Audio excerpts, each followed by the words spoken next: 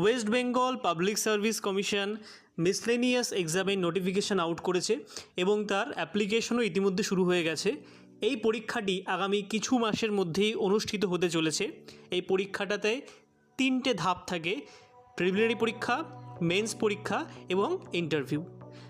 এই ভিডিওতে আমরা প্রিলিমিনারি এক্সাম সম্বন্ধে একটু জানব, কেমন প্রশ্ন হয় বা পরীক্ষার প্যাটার্নটা কেমন।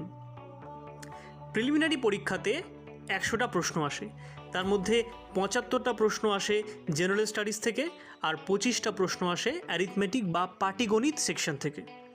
জেনারেল স্টাডিজের মধ্যে history, polity, geography, economy, physics, chemistry, bioscience, environment, ecology, static GK, current affairs, এই সমস্ত বিষয় থেকেই কিন্তু মিলিয়ে মিশিয়ে প্রশ্ন আসবে।